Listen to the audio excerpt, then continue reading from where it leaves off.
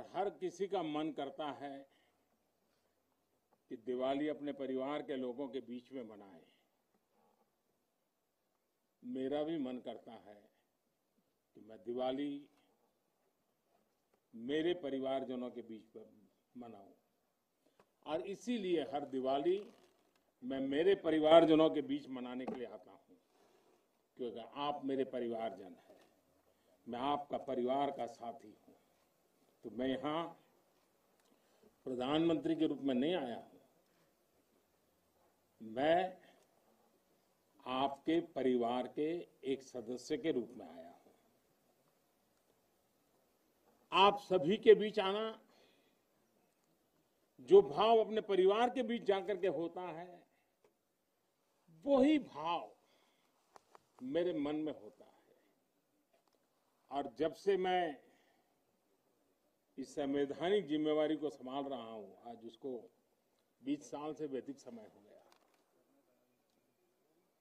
बहुत लंबे अरसे तक मुझे देशवासियों ने इस प्रकार की सेवा का मौका दिया। पहले गुजरात वालों ने दिया, अब देशवासियों ने दिया। लेकिन मैंने हर दिवाली सीमा पर तैनात आप मेरे परिवारजनों के बीच बिताई है। आज मैं फिर आपके बीच आया हूं, आपसे नई ऊर्जा लेकर के जाऊंगा, नया उमंग लेकर के जाऊंगा, नया विश्वास लेकर के जाऊंगा। लेकिन मैं अकेला नहीं आया हूं, मैं मेरे साथ 130 करोड़ देशवासियों के आशीर्वाद आपको लेकर के आया हूं। ढेर सारा आशीर्वाद लेकर के आया हूं आपके लिए। आज शाम को दिवाली पर एक दिया आपकी वीरता को, आपके शौर्य को, आपके पराक्रम को, आपके त्याग और तपस्या के नाम पर, और जो लोग देश की रक्षा में जुटे हुए हैं, ऐसे आप सबके लिए हिंदुस्तान का हर नागरिक वो दिए की ज्योत के साथ आपको अनेक अनेक शुभकामनाएं भी देता रहेगा। और आज तो मुझे पक्का विश्वास है कि आप घर पर बात करेंगे, हो सका तो फोटो भी भेज देंगे, और मुझे पक्का विश्वास आप कहेंगे हाँ यार इस बार तो दिवाली कुछ और थी, कहेंगे ना।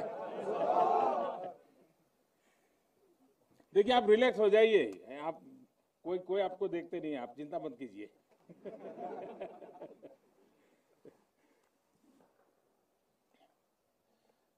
अच्छा, आप ये भी बताएंगे ना कि मिठाई भी बहुत खाई थी? नहीं बताएंगे तो बोलो ना। साथियों, आज मेरे सामने देश के जो वीर हैं, देश की जो वीर बेटियां हैं, वो भारत मां की ऐसी सेवा कर रहे हैं जिसका सौभाग्य हर किसी को नहीं मिलता है। किसी किसी को ही मिलता है जो सौभाग्य आपको मिला है। मैं देख रहा हूं, मैं महसूस कर रहा हूं, आपके चेहरे के उन मजबूत भावों को मैं देख रहा हूं। आप संकल्पों से भरे हुए हैं, और यही आपके संकल्प, यही आपकी पराक्रम की पराकाष्ठा करने की भावनाएं, चाहे हिमालय हो, रेगिस्तान हो, बर्फीली चोटियां हो, गहरे पानी हो, कहीं पर भी आप लोग मां भारती का एक जीता जागता सुरक्षा कवच है। आपके सीने में वो जज्बा है जो 130 करोड़ देशवासियों को भरोसा होता है, वो चैन की नींद सो सकते हैं। आपके सामर्थ्य से देश में शांति और सुरक्षा एक निश्चिंतता होती है। एक विश्वास होता है। आपके पराक्रम की वजह से हमारे पर्वों में प्रकाश फैलता है, खुशियां भर जाती हैं, हमारे पर्वों में चार चांद लग जाते हैं। अभी दीपावली के बाद गोवर्धन पूजा, फिर भैया दूज और छठ पर्व भी बिल्कुल गिनती के दिनों में सामने आ रहा है। आपके साथ ही मैं सभी देशवासियों को नौशेरा की इस वीर वसुंधरा से इन सभी पर्वों के लिए देशवासियों को भी बहुत बहुत शुभकामनाएं देता हूं। देश के अन्य हिस्सों में बड़ी संख्या में लोग आज दिवाली का जब दूसरा दिन होता है तो नववर्ष की भी शुरुआत करते हैं।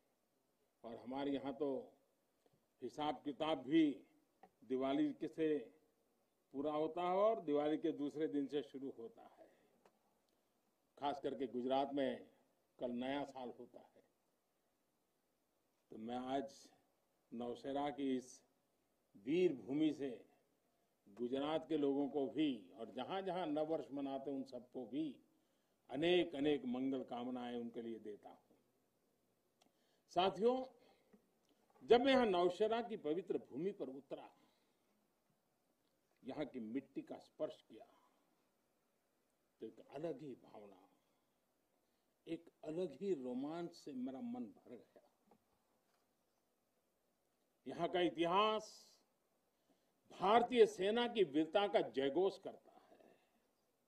हर चोटी से वो जयघोष सुनाई देता है। यहां का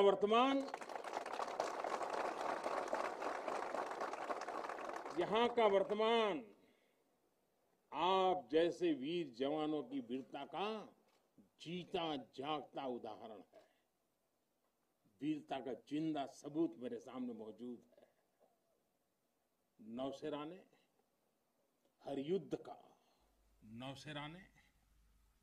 युद्ध का, हर छद्म का, हर षड्यंत्र का माकूल जवाब देकर कश्मीर और श्रीनगर के प्रहरी का काम किया है।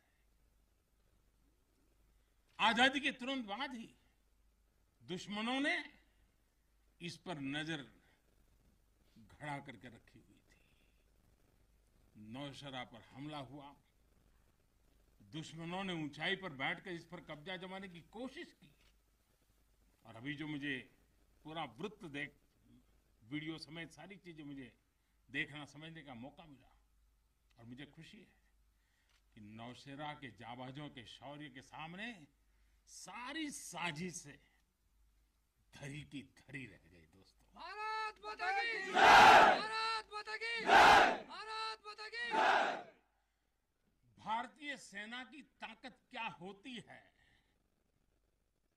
इसका एहसास दुश्मन को शुरुआत के दिनों में ही लग गया था जी। मैं नमन करता हूं नौशेरा के शेर ब्रिगेडियर मोहम्मद उस्मान को, नायक जदुनाथ सिंह जी को, जिन्होंने देश की रक्षा के लिए अपना सर्वोच्च बलिदान दिया।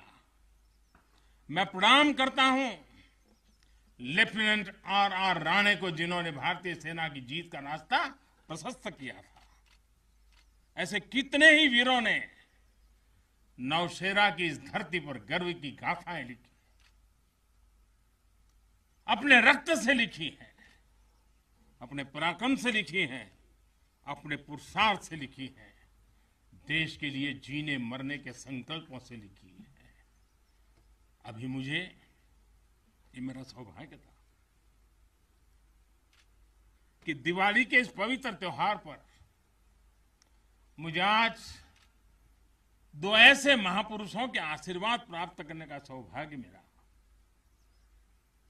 मेरे जीवन में एक प्रकार से अनमोल विरासत है। मुझे आशीर्वाद मिले श्री बलदेव सिंह और श्री बसंत सिंह जी, ये दोनों महापुरुष बाल्यकाल में मां भारती की रक्षा के लिए फौज के साथ कंधे से कंधा मिलाकर के साधनों के अभाव के बीच भी, और जब मैं आज सुन रहा था उनको, वही जज्बा था जी, वही मिजाज था, और वर्णन ऐसे कर रहे थे जैसे आज ही अभी से लड़ाई का मैदान से आए हैं, ऐसा वर्णन कर रहे थे। आजादी के बाद हुए युद्ध में ऐसे अनेकों स्थानीय किशोरों ने ब्रिगेडियर मोहम्मद उस्मान के मार्गदर्शन से बाल सैनिक की भूमिका निभाई थी। उन्होंने अपने जीवन की परवाह न करते हुए उतनी कम उम्र में देश की सेना के साथ कंधे से कंधा मिलाकर के काम किया था, सेना की मदद की थी।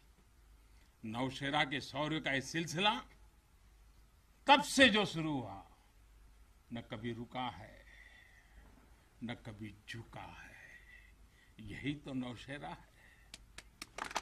भारत माता की जय! भारत माता की जय! भारत माता की जय! सर्जिकल स्ट्राइक में यहां की ब्रिगेड ने जो भूमिका निभाई, वो हर देशवासी को गौरव से भर देता है, और वो दिन तो मैं हमेशा याद रखूंगा, क्योंकि मैं तय किया था सूर्यास्त के पहले कि सब लोग लौट करके आ जाने चाहिए, और मैं हर पल फोन की घंटी पर टिकटिका के बैठा हुआ था कि आखिर से आखिर मेरा जवान पहुंच गया क्या, और कोई भी नुकसान किए बिना ये मेरे वीर जवान लौट करके आ गए, पराक्रम करके आ गए, सिद्धि प्राप्त करके आ गए। भारत माता की जय! भारत माता की जय! भारत माता की जय!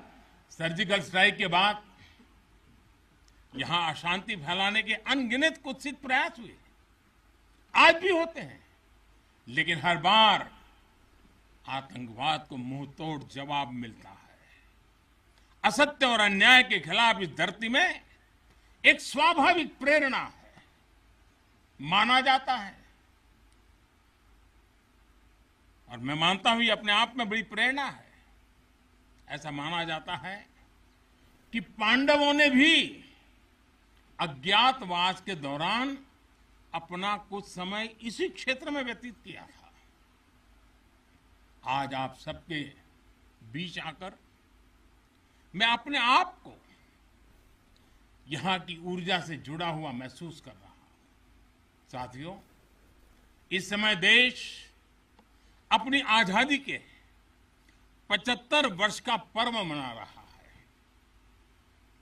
आजादी का अमृत महोत्सव गुलामी के लंबे कालखंड में असंख्य बलिदान देकर हमने ये आजादी हासिल की है।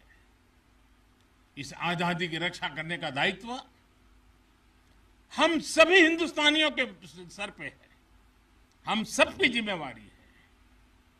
आजादी के अमृत काल में हमारे सामने नए लक्ष्य हैं, नए संकल्प हैं, नई चुनौतियां भी हैं। ऐसे महत्वपूर्ण कालखंड में आज का भारत अपनी शक्तियों को लेकर भी सजग है और अपने संसाधनों को लेकर भी। दुर्भाग्य से पहले हमारे देश में सेना से जुड़े संसाधनों के लिए ये मान लिया गया था कि हमें जो कुछ भी मिलेगा विदेशों से ही मिलेगा। हमें टेक्नोलॉजी के मामले में झुकना पड़ता था, ज्यादा पैसे खर्च करने पड़ते थे, नए हथियार नए उपकरण खरीदने होते थे तो प्रक्रिया सालों साल चलती रहती थी। यानी एक अफसर फाइल शुरू करें, वो रिटायर्ड हो जाए, तब तक भी चीज नहीं पहुंचती थी। ऐसा ही कालखंड था। नतीजा ये कि जरूरत के समय हथियार फिर आपाधापी में खरीदे जाते थे। यहां तक कि स्पेयर पार्ट्स के लिए भी हम दूसरे देशों पर निर्भर रहते थे। साथियों, डिफेंस सेक्टर में आत्मनिर्भरता का संकल्प उन पुरानी स्थितियों को बदलने का एक सशक्त मार्ग है। देश के रक्षा खर्च के लिए जो बजट होता है, अब उसका करीब 65% देश के भीतर ही खरीदी पर खर्च हो रहा है। हमारे देश ये सब कर सकता है, करके दिखाया है। एक अभूतपूर्व कदम उठाते हुए अब भारत ने ये भी तय किया है कि 200 से ज्यादा साजो सामान और उपकरण अब देश के भीतर ही खरीदे जाएंगे। आत्मनिर्भर भारत का यही तो संकल्प है। अगले कुछ महीनों में इसमें और सामान जुड़ने वाले हैं। देश को आत्मनिर्भर बनाने वाली ये पॉजिटिव लिस्ट और लंबी हो जाएगी। इससे देश का डिफेंस सेक्टर मजबूत होगा, नए नए हथियारों उपकरणों के निर्माण के लिए निवेश बढ़ेगा। साथियों, आज हमारे देश के भीतर अर्जुन टैंक बन रहे हैं, तेजस जैसे अत्याधुनिक लाइट कॉम्पैक्ट एयरक्राफ्ट बन रहे हैं। अभी विजयादशमी के दिन 7 नई डिफेंस कंपनियों को भी राष्ट्र को समर्पित किया गया है। हमारी जो ऑर्डिनेंस फैक्ट्रीज थी वो अब स्पेशलाइज्ड सेक्टर में आधुनिक रक्षा उपकरण बनाएगी। आज हमारा प्राइवेट सेक्टर भी राष्ट्र रक्षा के संकल्प का सारथी बन रहा है। हमारे कई नए डिफेंस स्टार्टअप्स आज अपना परचम लहरा रहे हैं। हमारे नौजवान 20, 22, 25 साल के नौजवान क्या क्या चीजें लेकर के आ रहे हैं, गर्व होता है। साथियों, उत्तर प्रदेश और तमिलनाडु में बन रहे डिफेंस कॉरिडोर इस स्पीड को और तेज करने वाले हैं। ये सारे कदम जो आज हम उठा रहे हैं वो भारत के सामर्थ्य के साथ साथ डिफेंस एक्सपोर्टर के रूप में हमारी पहचान को भी सशक्त करने वाले हैं। साथियों, हमारे शास्त्रों में कहा गया है, को अति भारः समर्था नाम, यानी जो समर्थ होता है उसके लिए अति भार मायने नहीं रखता। वो सहज ही अपने संकल्पों को सिद्ध करता है।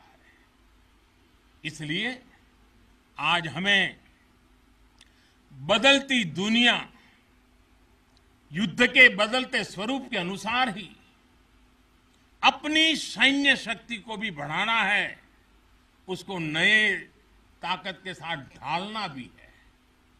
हमें अपनी तैयारियों को दुनिया में हो रहे इस तेज परिवर्तन के अनुकूल ही ढालना ही होगा। हमें मालूम है किसी समय हाथी घोड़े पर लड़ाइयां होती थी। अब कोई सोच नहीं सकता हाथी घोड़े की लड़ाई, रूप बदल गया। पहले शायद युद्ध के रूप बदलने में दशकों लग जाते होंगे, शताब्दियां लग जाती होगी। आज तो सुबह एक तरीका होगा तो शाम को दूसरा तरीका होगा लड़ाई का। इतनी तेजी से टेक्नोलॉजी अपनी जगह बना रही है। आज की युद्ध कला सिर्फ ऑपरेशंस के तौर तरीकों तक ही सीमित नहीं है। आज अलग अलग पहलुओं में बेहतर तालमेल, टेक्नोलॉजी और हाइब्रिड टैक्टिक्स का उपयोग बहुत बड़ा फर्क डाल सकता है। संगठित नेतृत्व एक्शन में बेहतर समन्वय आज बहुत जरूरी है। इसलिए बीते समय से हर स्तर पर लगातार रिफॉर्म्स किए जा रहे हैं। चीफ ऑफ डिफेंस स्टाफ की नियुक्ति हो या डिपार्टमेंट ऑफ मिलिट्री अफेयर्स का गठन, ये हमारी सैन्य शक्ति को बदलते समय के साथ कदम ताल करने में अहम रोल निभा रहे हैं। साथियों, आधुनिक बॉर्डर इंफ्रास्ट्रक्चर भी हमारी सैन्य ताकत को और मजबूत करने वाला है। सीमावर्ती इलाकों की कनेक्टिविटी को लेकर पहले कैसे काम होता था, ये आज देश के लोग, आप सभी भली भांति जानते हैं। अब आज लद्दाख से लेकर के अरुणाचल प्रदेश तक, जैसलमेर से लेकर के अंडमान निकोबार द्वीप तक, हमारे बॉर्डर एरियाज में, हमारे समुद्री तट पर जहां सामान्य कनेक्टिविटी भी नहीं होती थी, आज वहां आधुनिक रोड, बड़े बड़े टनल्स, पूल और ऑप्टिकल फाइबर जैसे नेटवर्क बिछाए जा रहे हैं। इससे हमारी डिप्लॉयमेंट कैपेबिलिटी में तो भूतपूर्व सुधार हुआ ही है। सैनिकों को भी अब बहुत अधिक सुविधा हो रही है। साथियों, नारी शक्ति को नए और समर्थ भारत की शक्ति बनाने का गंभीर प्रयास बीते 7 सालों में हर सेक्टर में किया जा रहा है। देश की रक्षा के क्षेत्र में भी भारत की बेटियों की भागीदारी अब नई बुलंदी की तरफ बढ़ रही है। नेवी और एयरफोर्स में अग्रिम मोर्चों पर तैनाती के बाद अब आर्मी में भी महिलाओं की भूमिका का विस्तार हो रहा है।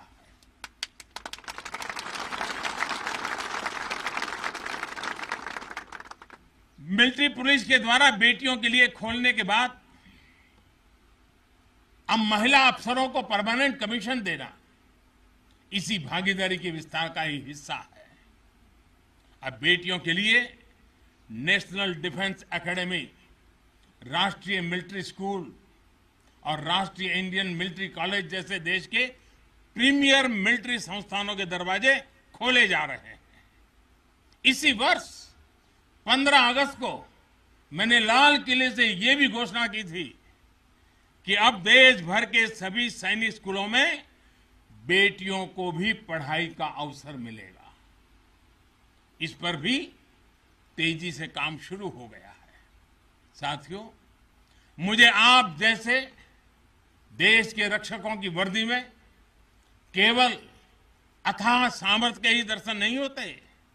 मैं जब आपको देखता हूं तो मुझे दर्शन होते हैं अटल सेवा भाव के, अडिग संकल्प शक्ति के और अतुलनीय संवेदनशीलता के। इसलिए भारत की सेना दुनिया की किसी भी दूसरी सेना से अलग है। उसकी एक अलग पहचान है।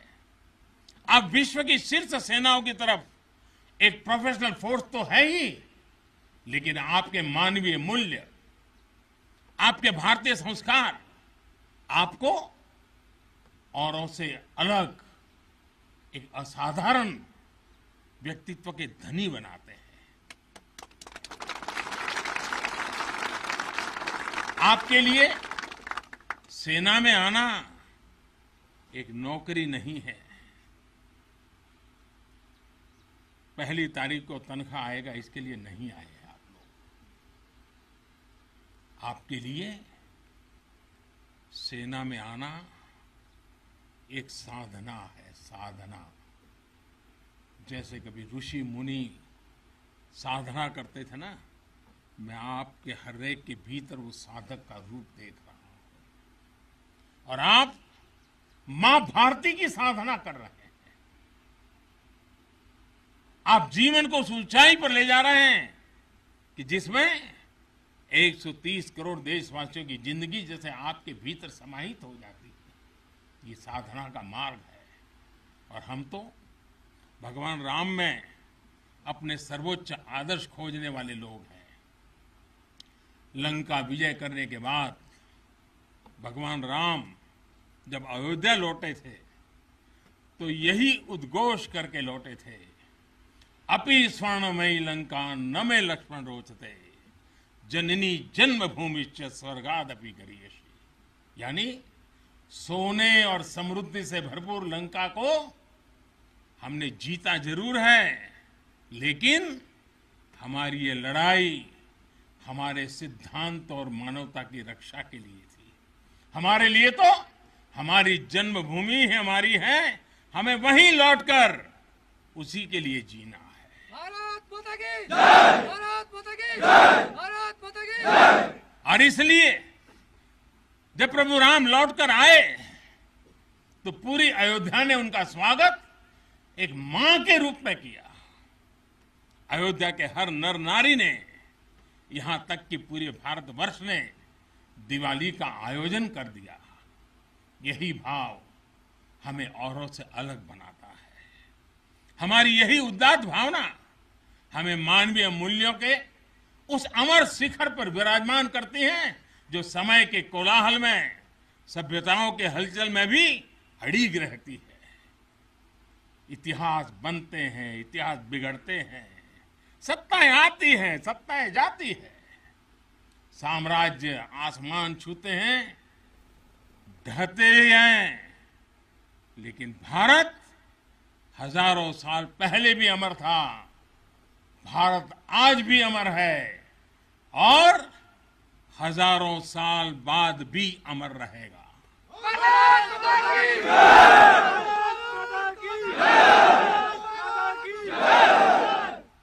हम राष्ट्र को शासन, सत्ता और साम्राज्य के रूप में नहीं देखते। हमारे लिए तो ये साक्षात जीवंत आत्मा है। इसकी रक्षा हमारे लिए केवल भौगोलिक रेखाओं की रक्षा भर नहीं है। हमारे लिए राष्ट्र रक्षा का अर्थ है इस राष्ट्रीय जीवंतता की रक्षा, राष्ट्रीय एकता की रक्षा और राष्ट्रीय अखंडता की रक्षा। इसलिए हमारी सेनाओं में आकाश छूता शौर्य है तो उनके दिलों में मानवता और करुणा का सागर भी है। इसलिए हमारी सेनाएं केवल सीमाओं पर ही पराक्रम नहीं दिखाती। जब देश को जरूरत पड़ती है तो आप सब आपदा, विपदा, बीमारी, महामारी से देशवासियों की हिफाजत के लिए मैदान में उतर आते हैं। जहां कोई नहीं पहुंचे वहां भारत की सेनाएं पहुंचे। ये आज देश का एक अटूट विश्वास बन गया है। हर हिंदुस्तानी के मन में से ये भाव अपने आप प्रकट होता है। ये आ गए ना, अरे चिंता नहीं, अब हो गया। ये छोटी चीज नहीं। आप देश की अखंडता और सार्वभौमिकता के प्रहरी हैं। एक भारत श्रेष्ठ भारत के संकल्प के प्रहरी हैं। मुझे पूरा भरोसा है कि आपके शौर्य की प्रेरणा से हम अपने भारत को शीर्ष ऊंचाइयों तक लेकर जाएंगे। साथियों, दीपावली की आपको भी शुभकामना है, आपके परिवारजनों को शुभकामना है और आप जैसे वीर बेटे बेटियों को जन्म देने वाली उन माताओं को भी मेरे प्रणाम है। भारत माता की जय! भारत माता की जय! भारत माता की जय! मैं फिर एक बार आप सबको दीपावली की अनेक अनेक शुभकामनाएं देता हूं। मेरे साथ पूरी ताकत से बोलिए, भारत माता की जय! भारत माता की जय!